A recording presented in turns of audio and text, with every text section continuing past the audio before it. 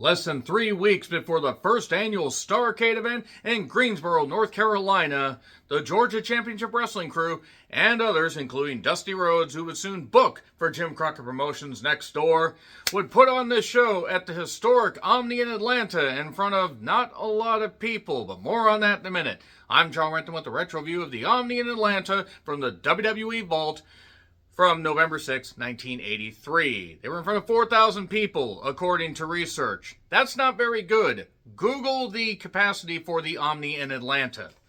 Granted, Georgia Championship Wrestling was having its issues. They were drawing good crowds, but it really wasn't much of a territory when, certain stars started going elsewhere. And then you had Black Saturday, you had all that stuff happening in 1984, and then soon it would be absorbed into Jim Crockett Promotions. But yes, yet another upload on the WWE Vault channel. I think there's one other Omni show that's like an hour long that they have from 1987. I may get to that at some point, but why not dive into something that just happened recently? This is I think, the third that they've uploaded from 1983. There was one that I also reviewed that was done from February of 84. But we have Brad Armstrong versus Joe Lightfoot. Brad was very good in the ring, was in pretty damn good shape here, and boy, we had a lot of side headlocks in this match and on the goddamn card. Holy fucking shit, 40% headlocks. Joe did fire back. He had some nice fire to him. There was a nice knee lift for two, and the diving chop by Joe missed.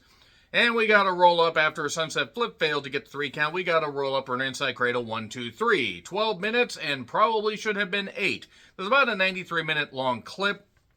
Or a 93-minute long video. It's not really much of a clip when it's 93 minutes.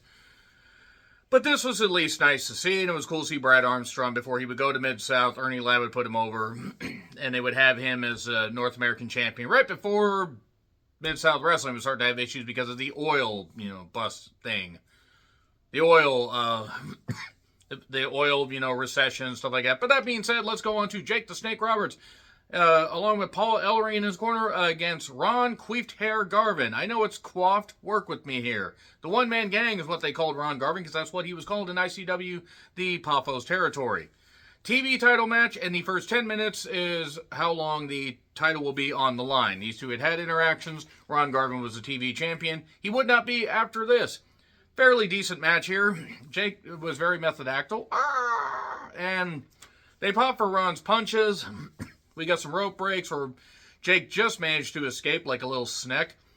And then he hit a loaded punch. He had like some kind of, international foreign object and hit a DDT for 3 and new. Holy shit, Jake the Snake Roberts is a new TV champion. Not bad, in all honesty.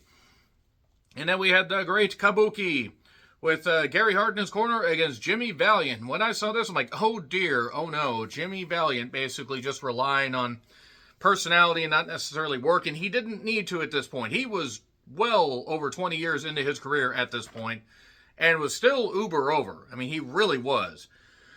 Jimmy does yell on the mic, Gary Hart, you bald-headed geek. Guess he's biting heads off of chickens like Bradley Cooper at the end of Nightmare Alley. Sorry if I spoiled that, but the movie's been out for almost 4 years.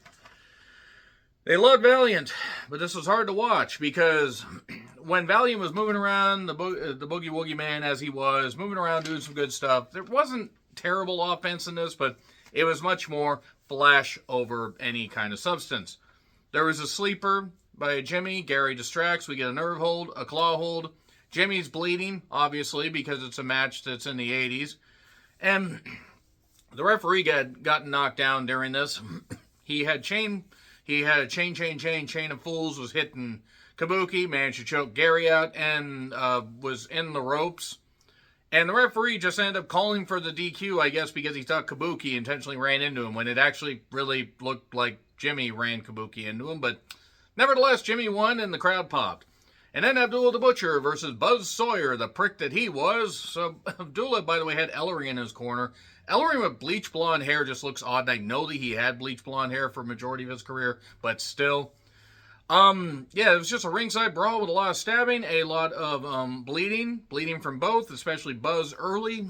I think they spent 2 minutes in the goddamn ring, and they kept brawling, kept bleeding, and eventually the ref called for the DQ, and then the post-match brawl went on about as long as the match went. It was very enthralling as far as the crowd reactions. I've never been the biggest Buzz Sawyer fan, but then again, he was very much before my time as a fan. He was still wrestling when I had become a fan, but read up on Buzz, the Magnum TA, Dark Side of the Ring, and everything, and you know just how much of a prick he was. And that's just scratching the surface. That being said, the crowd was very into this. Buzz was super over in the Georgia territory. And this was, I think, right before the last battle. It was right before, right after the last, the last battle in Atlanta. Or last battle of Atlanta, whatever wording it was. But yeah, the post-match brawling kept going, and the crowd loved it all. They were very, very much into this. It's very interesting to see how the crowd took to it. And then we had Dusty Rhodes and the national heavyweight champion, Brett Lane, who had about as good of a physique as some people that I would spot at a local Jiffy Lube, and all due respect to the people that work at Jiffy Lube, I'm just saying this guy kind of just looked halfway a putz, but could definitely work and had people interested. This is more about Dusty interacting with the Road Warriors, who were the National American Tag Team Champion, whatever it was. They were Georgia Tag Team Champions.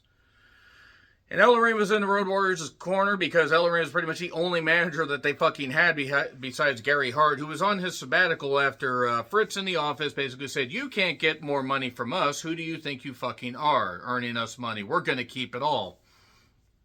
And they loved Dusty. There was a good pace here. They targeted Brett.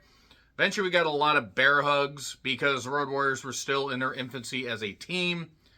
Hawk just at one point just lifting Brett up and just throwing him and everything. I mean, throwing him safely, but still press slam, boom. I mean, and Brett, whether he was 220, 240, that's still a full-grown human, kinda, that Hawk was picking up.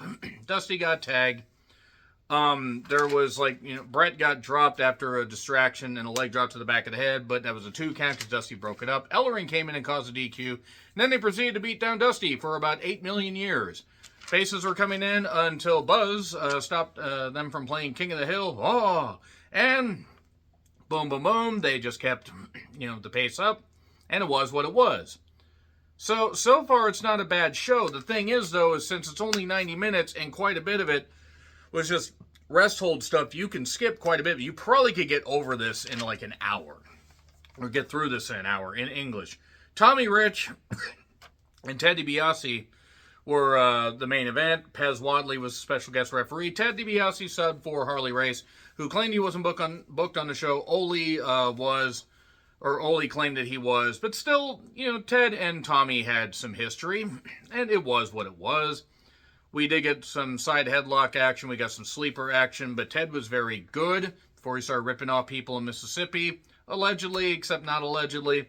Tommy bled because it's a match that took place in the 80s. And Pez eventually just ended up kind of giving the match to Tommy via DQ because they kept brawling and everything and whatever it was. I mean, they just kind of did messy finishes here, but it will never be over, Tommy Rich. It will never be over. And that is it. That is it for the Omni in Atlanta card for November 6, 1983. It's just interesting to see how this was taking place just mere 18 days before the first ever Starrcade. So quite an interesting time in 1983. What are your thoughts? Let me know. Like, share, subscribe. Twitter, Letterboxd, Blue Sky handles in the description. I'm John Rittland. Until we go back to the once demolished Omni again, that doesn't make sense. Happy trails to you.